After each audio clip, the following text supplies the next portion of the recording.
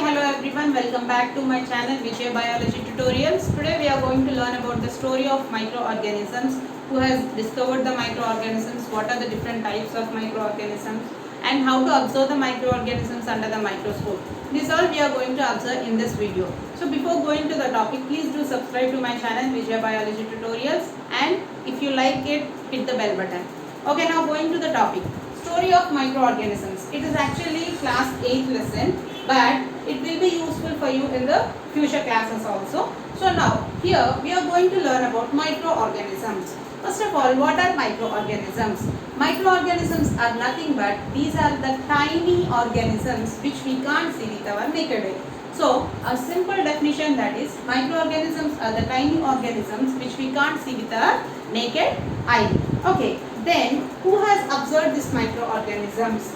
So here a famous scientist called Antony van Leeuwenhoek.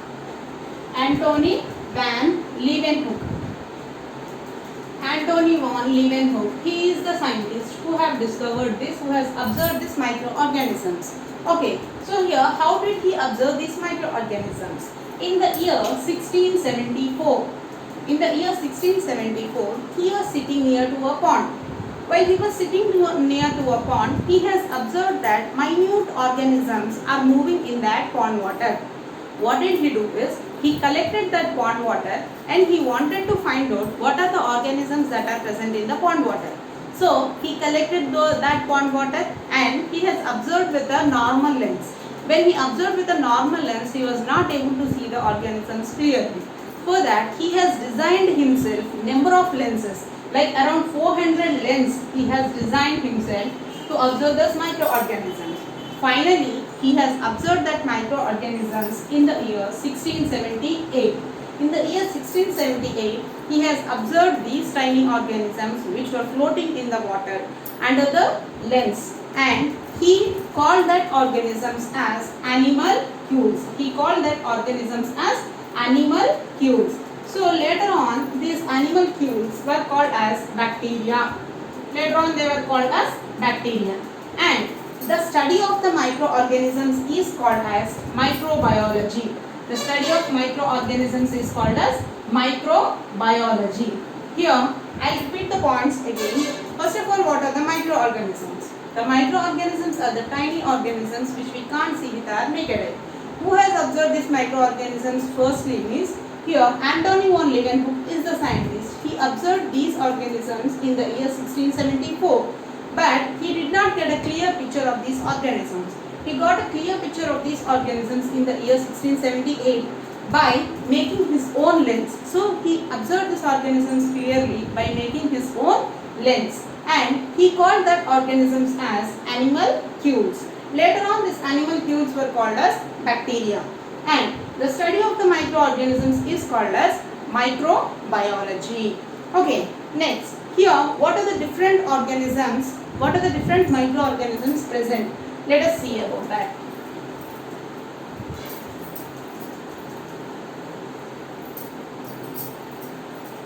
So now, what are the different organisms present? Now here, the first one is the bacteria. The first one is the bacteria, and the next one is the fungi. The next one is the protozoa, and the next one is the algae, and the next one is the microarthropods. Microarthropods, and the last one is the virus. Now, which is responsible for this pandemic situation, that is the virus only. It is also a microorganism. So these are the different types of microorganisms present on our earth. But all these microorganisms are not harmful. Some of them are useful while some of them are very harmful. Okay, that we will see in the part 2 video. For now, bacteria, if you observe. First of all, how to observe the bacteria under the microscope. What we have to do to observe the bacteria under the microscope. Okay, so now here first let us know about the bacteria. The bacteria is having different shapes. The bacteria is having different shapes. If you see, some of the bacteria will be round in structure. They are called as copae. which are round in structure are called as cocci. And the bacteria which are rod-like structure, which look like rods, are called as bacilli.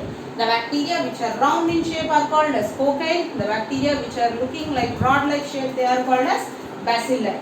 And the bacteria which has comma-shaped structure, the bacteria which has comma-shaped structure are called as vibrio. Okay, and the bacteria which are spiral, they are called as spiral bacteria or spiral bacteria we can call. Okay, so these are the different shapes of the bacteria. Means here the bacteria do not exist in a single manner. It is having number of forms. Okay, so here like cocci, if you see cocci, it is having a round shape, you can say. Next, bacilli, it is having rod shape, you can say. Next, vibria, it is having comma shape. The next one is spiral shape. Spirillum we call it as. It is having a spiral shape. So like that, the bacteria is having different structures. Now, I will explain you one experiment which is related, means which we can observe under the microscope by the common things which are available in our houses. Okay, so what is that experiment means? Here we are going to learn about a special bacteria called as lactobacillus bacteria. A special bacteria called as lactobacillus bacteria. Lactobacillus. Bacillus, already I said, bacillus means which shape it should have? It should have rod shaped structure. So lactobacillus bacteria. How to observe this bacteria? Here what you have to do means, you have to take experiment. What is the experiment means? Here you require some buttermilk you require, and crystal violet color you require, and next you require one spirit lamp to heat the slide you require. So first what we have to do means, you have to collect some of the 1 or 2 drops of buttermilk on a slide. Okay, so if you take a glass slide, it will be in this shape. So onto this glass slide you have to take 1 or 2 drops of buttermilk you have to take. You know what is buttermilk. Okay, so buttermilk you have to take and you have to drop it on the slide. Now you have to heat this buttermilk for 3 to 4 seconds. You have to heat the buttermilk for 3 to 4 seconds. Means the buttermilk is on the slide. You have to heat the slide that contains the buttermilk for 3 to 4 seconds. Afterwards, you have to take a color called as crystal violet color. Crystal violet color. So this crystal violet color you have to add to this buttermilk which was heated. So when you heat the buttermilk, what happens? The buttermilk gets stick to the slide. When it gets stuck to the slide, you have to apply this crystal violet color. 1 or 2 drops of crystal violet color you have to add to that slide which contains the buttermilk. Leave it like that for 30 seconds. Leave it like that for 30 seconds and wash away the slide. Wash away the slide in the sense you have to wash it gently without removal of this stain. The buttermilk stain should not be removed. Only the extra color which was taken up by the buttermilk should be removed by washing it under the tap water. Okay, so once again I repeat, here you have to take one slide. Onto the slide you have to take 1 to 2 drops of buttermilk and you have to heat this buttermilk which is on the slide with the help of the spirit lamp for 3 to 4 seconds. When you heat it, the buttermilk will be stick to the slide. So afterwards, you have to take the crystal violet color and you have to add the crystal violet color to the slide which contains the buttermilk. When you add this crystal violet color to the slide, here after 30 seconds, leave it like that for 30 seconds. After 30 seconds, you have to wash away the slide gently without removal of the stain. Now, you take that slide and observe it under the microscope.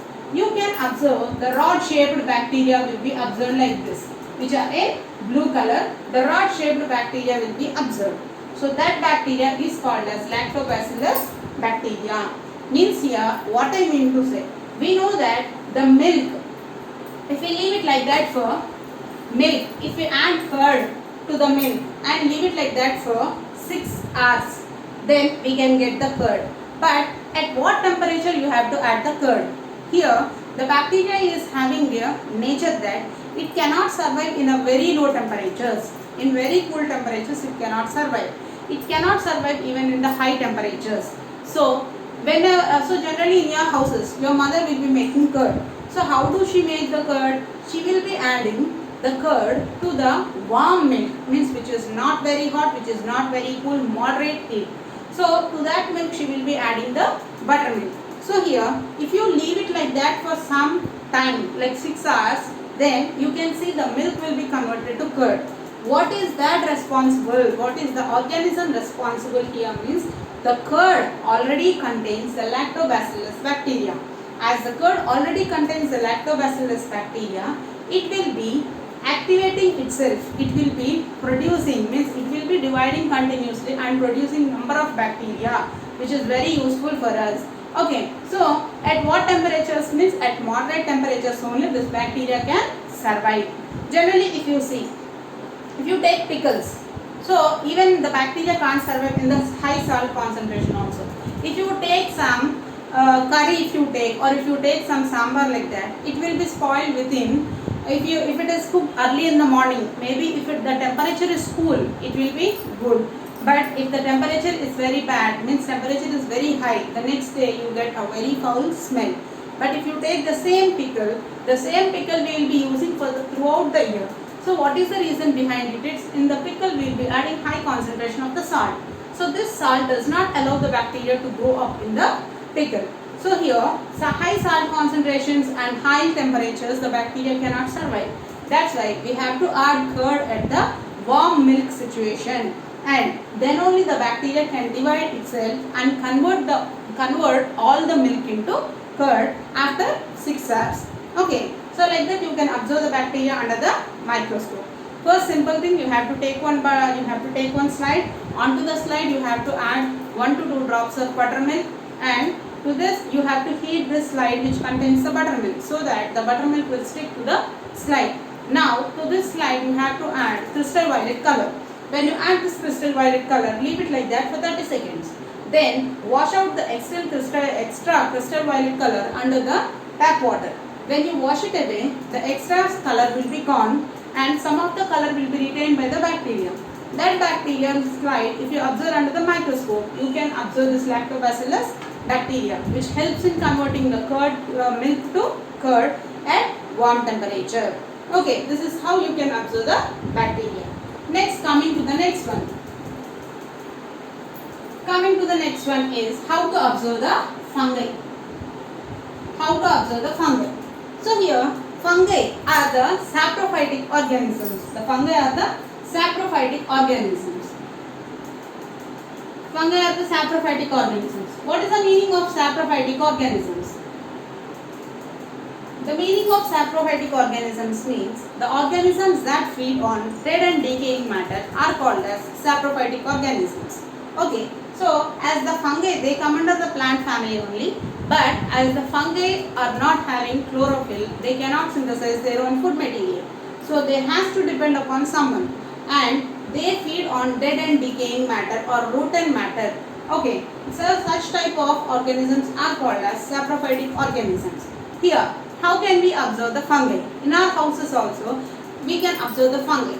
So, if you take a bread piece, generally in every houses it will be available. If you take a bread piece and keep it in a cover and place it in a cool place,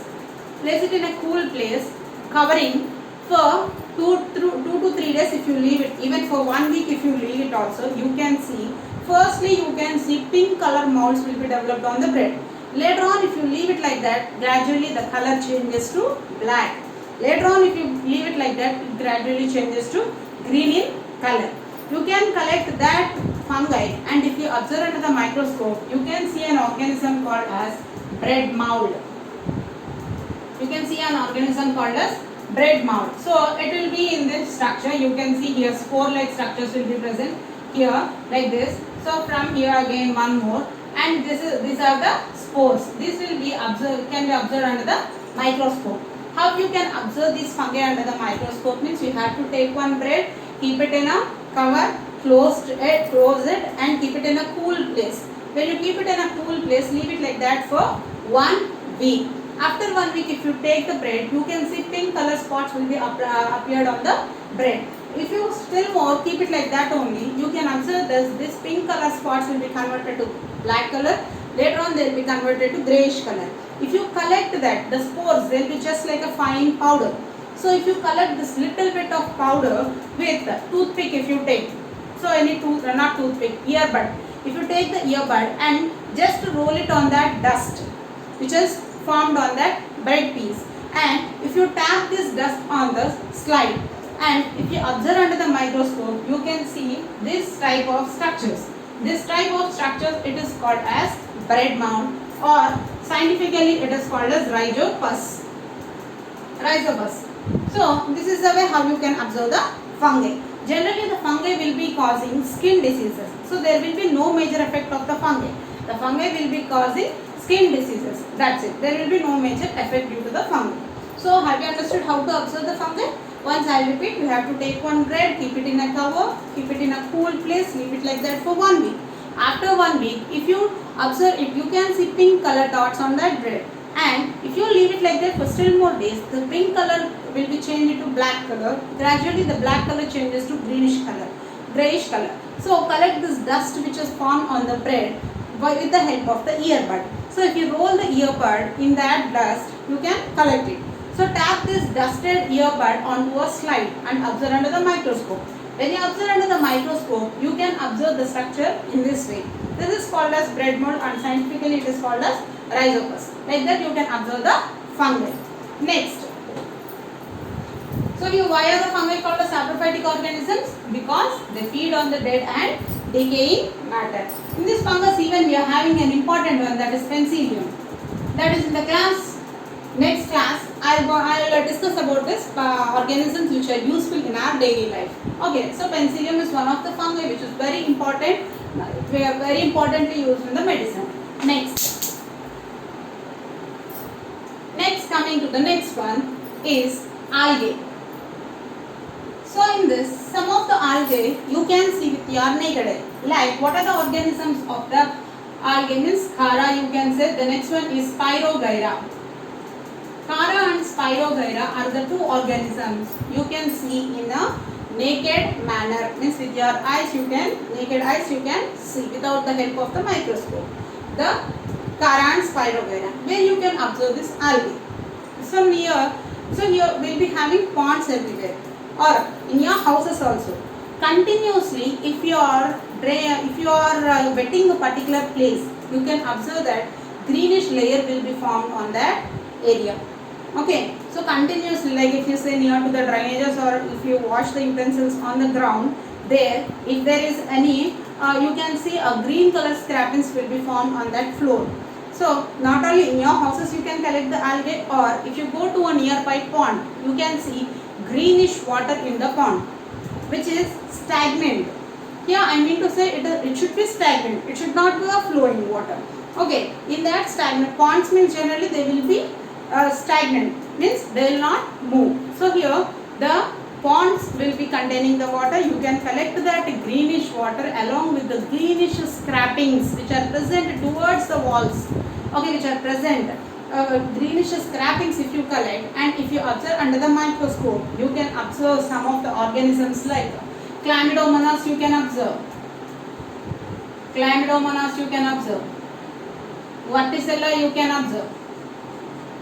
Verticella you can observe. So these are the greenish organisms which can prepare their own food material because they contain chlorophyll. Okay, so these are the greenish. That's why the pond water also will be changed to green color, because the algae will be present in the pond water.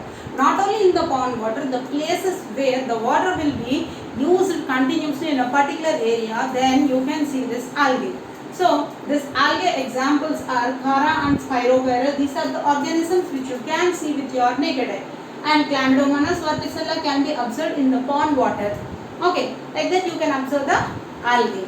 And here I want to tell you one of the important bacteria, that is Theomargareta namibiensis. Theomargareta namibiensis. namibiensis. So this is a name of the bacteria which was discovered by Sculge. Which was discovered by Sculge. He is the scientist who has discovered this bacteria which can be seen with the naked eye and its size is 0.77 mm. Okay, generally we are saying that the bacteria cannot be seen with our naked eye, but this is the bacteria which can be seen with our naked eye, and this bacteria was discovered by Sculge and its size is 0.77 mm. Okay, so now I think you have understood about the bacteria, fungi, and how to observe the bacteria, fungi, and algae. The next one is how to observe the protozoans. How to observe the protozoans. Generally, protozoans are unicellular organisms, means which will be having a single cell. What are protozoans? Protozoans are the unicellular organisms. Protozoans are the unicellular organisms. Okay, so the examples of the protozoans are amoeba, paramecium,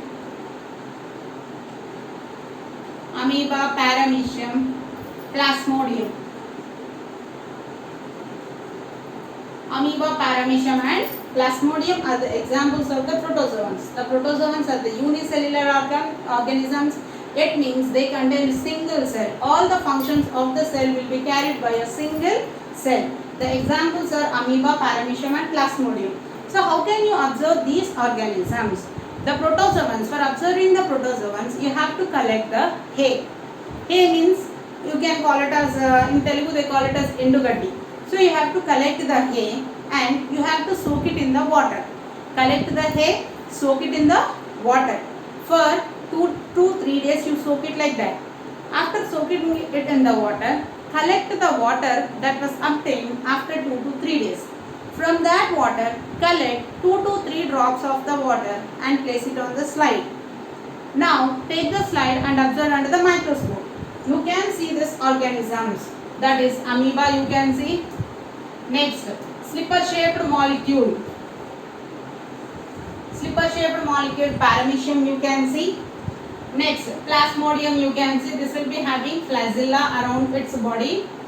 The plasmodium will be having flagella around its, cilia.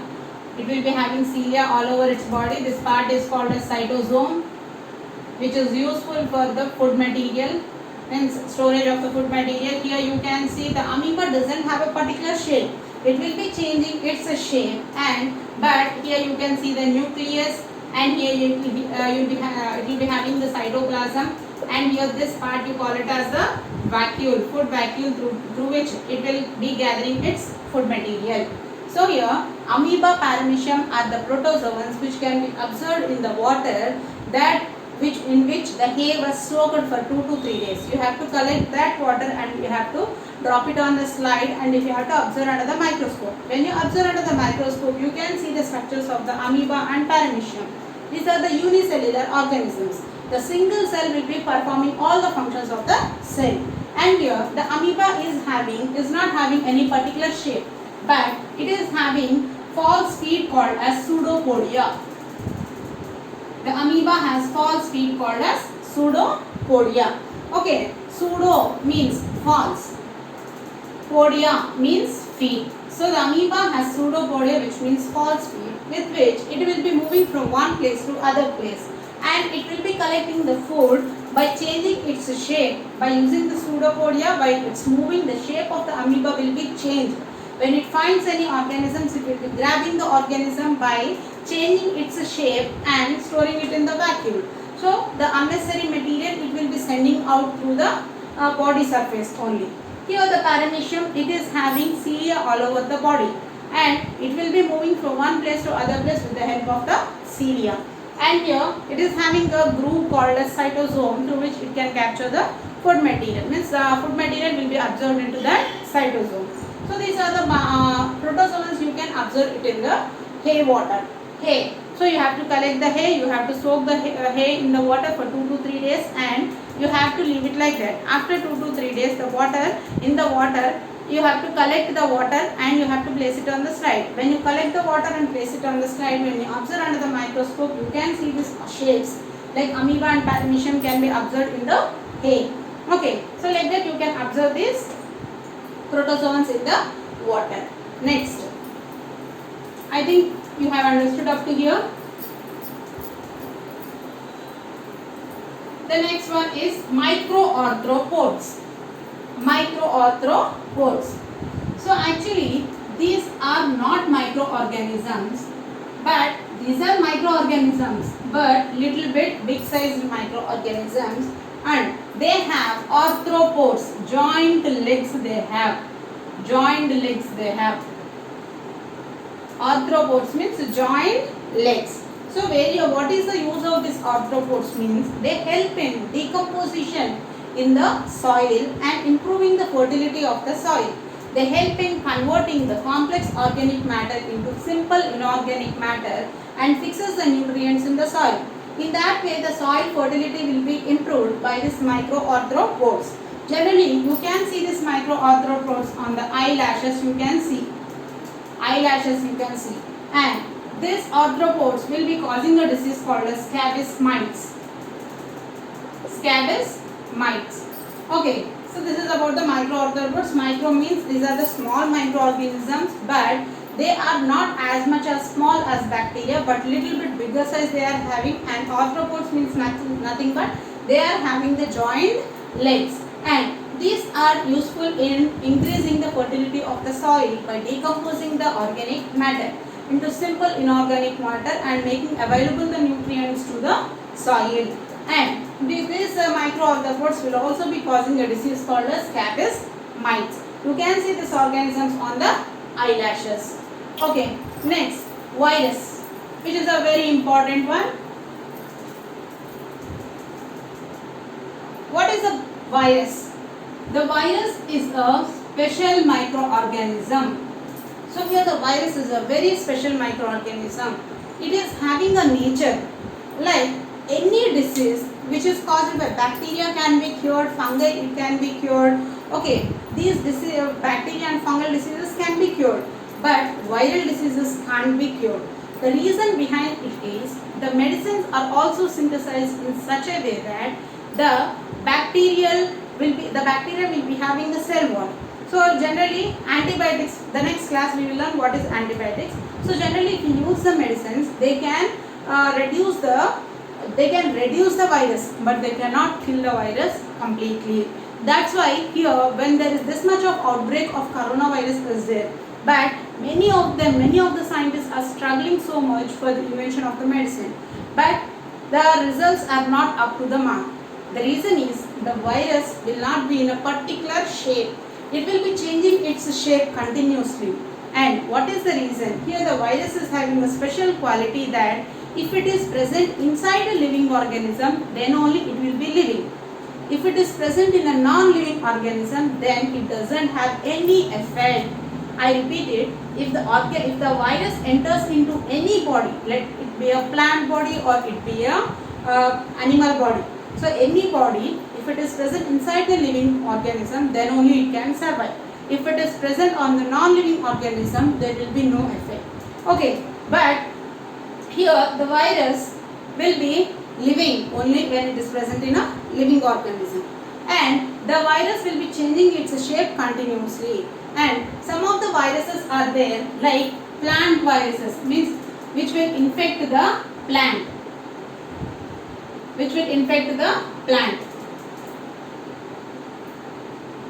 Plant virus. These will be having single-stranded RNA.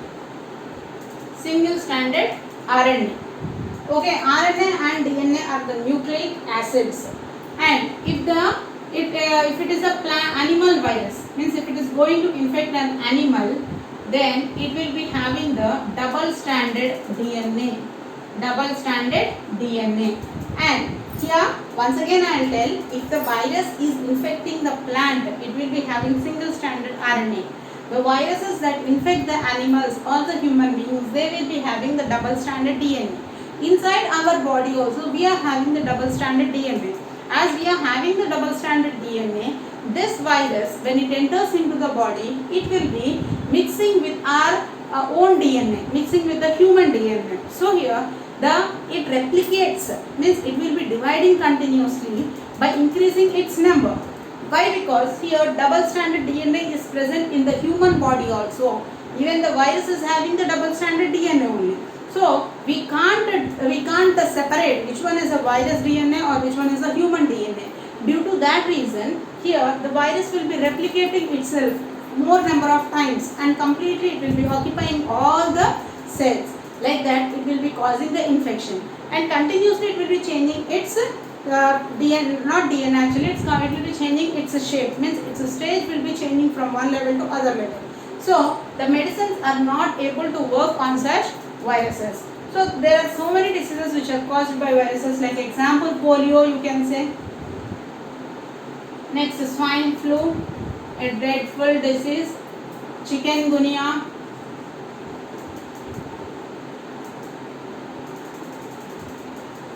conjunctivitis,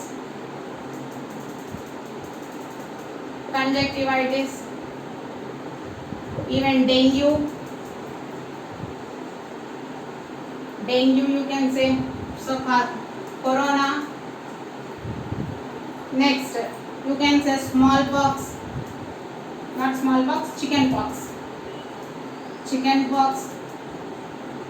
So like that, there are a number of diseases which are caused by virus. Here the effect of the virus should be decreased only by using the medicines. Do not completely kill the virus, they will reduce the effect of the virus. That is the reason our scientists are not able to clearly give a medicine for the virus. The virus are the microorganisms which we can't see with our naked eye.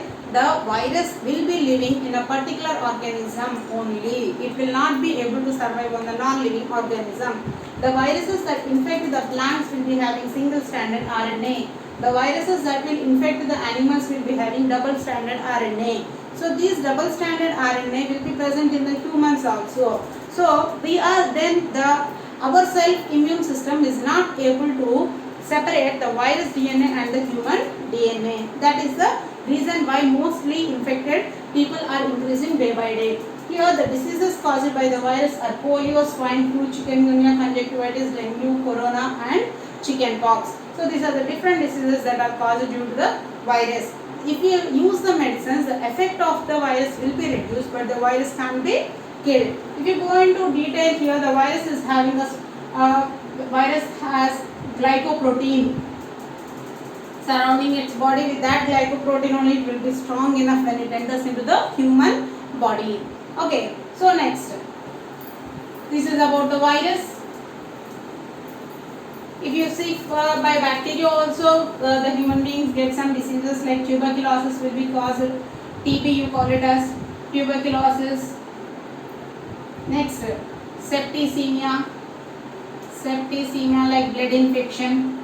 These diseases are caused by bacteria.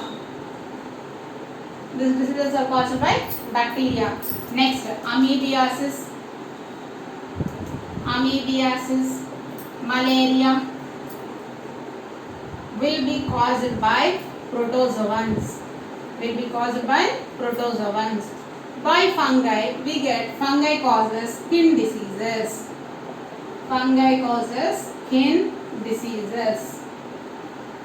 Like that, even these organisms, they are not able to see in with our naked eye also. They cause number of diseases if we are not maintaining the hygiene. Okay, this is part 1 of the microorganisms. So in the next video, I will be continuing with part 2. If you like this video, please subscribe to my channel. Please hit the bell button. Please like and subscribe to my channel. Thank you very much.